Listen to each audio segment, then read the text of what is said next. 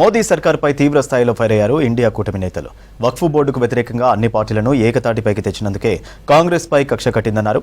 ప్రతీకారంతోనే గాంధీ కుటుంబంపై national Herald కేసులు పెట్టారని విమర్శించారు. ప్రజల విశ్వాసాన్ని బీజేపీ దెబ్బతీసిందన్నారు కూటమి నేతలు. మోదీ సర్కార్ పై ఫైర్ అయ్యారు ఏఐసీసీ చీఫ్ మల్లికార్జున ఖర్గే. దేశవ్యాప్తంగా వక్ఫ్ బిల్ పై వ్యతిరేకతను కాంగ్రెస్ ఏకతాటిపైకి తెచ్చిందన్నారు. అందుకే సోనియా గాంధీ, రాహుల్ పై నేషనల్ హెరాల్డ్ కేసులు పెట్టారని విమర్శించారు. మనం ప్రజల మధ్యకు వెళ్లి బీజేపీ కుట్రలను బయట పెట్టాలని నేతలు, కార్యకర్తలకు పిలుపునిచ్చారు ఖర్గే. ఢిల్లీలో అన్ని రాష్ట్రాల ప్రధాన కార్యదర్శులు, ఇన్ఛార్జీలు, ఫ్రంటల్ సంస్థల ప్రధాన కార్యదర్శులతో ఖర్గే సమావేశమయ్యారు. ఛార్జ్ షీట్ లో గాంధీల పేర్లు ప్రస్తావించడం, నేషనల్ హెరాల్డ్ ఆస్తులను అటాచ్ చేయడం ప్రతీకారంతోనే జరిగాయన్నారు ఖర్గే.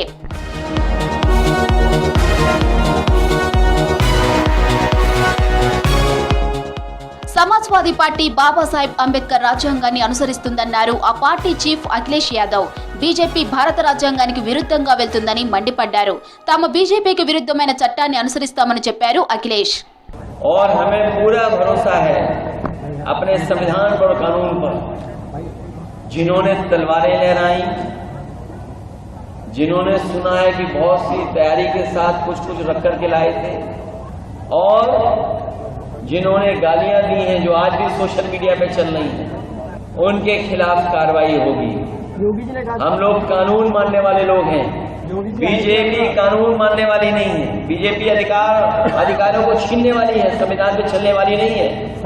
राजपाट आए चले गए.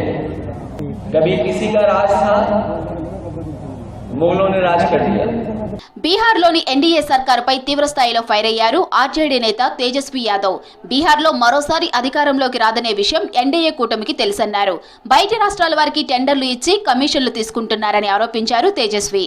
इतना आनंद फानन हो सरकार के खजाने को कैसे हम लोग लूटे, इसी में ये सरकार जो है लगी पड़ी है. चुनाव का खर्च भी जो है जनता के पैसे, बिहार के पैसों से ये लोग जो है कैसे निकालेंगे, इसकी पूरी लूट है. यानी आनंद फानन में ये सरकार जो है टेंडर निकाल रही है, कमीशन जो है लिया जा रहा है, ग्लोबल टेंडरिंग कर रही है. यानी बिहार के ठेकेदारों को कोई काम नहीं मिलेगा, बाहर के लोग आएंगे और अमाउंट फिक्स कर दिया गया है 30%, और उसी के तहत जो है ये काम हो रहा है. మహారాష్ట్ర స్కూళ్లలో థర్డ్ లాంగ్వేజ్ గా హిందీని ప్రవేశపెట్టడంపై స్పందించారు NCP, SCP MP Supriya Sule. ఇంత త్వరగా నిర్ణయం తీసుకోవాల్సిన అవసరం ఏముందని ప్రశ్నించారు. ఎస్ఎస్సీ బోర్డును ఫినిష్ చేసేందుకే ఇలాంటి స్టెప్స్ తీసుకున్నారని విమర్శించారు సుప్రియా. और मराठी भाषा ही एक नंबर रहेगी महाराष्ट्र में. और ये हड़बड़ी क्यों है? मैंने पहले दिन कहा था कि एसएससी बोर्ड जो हमारा स्टेट का बोर्ड है वही यहाँ महाराष्ट्र में रहेगा. सीबीएसई बोर्ड में अगर किसी को पढ़ना हो तो ऑप्शनल कर सकते हैं, कंपलसरी नहीं कर सकते. और हमारे एसएससी बोर्ड को ये ख़त्म करने की साजिश है, ऐसे मुझे लगता है. ప్రజల విశ్వాసాన్ని బీజేపీ దెబ్బతీసిందని ఎక్స్లో ఓ వీడియోను పోస్ట్ చేసింది ఏఐసీసీ.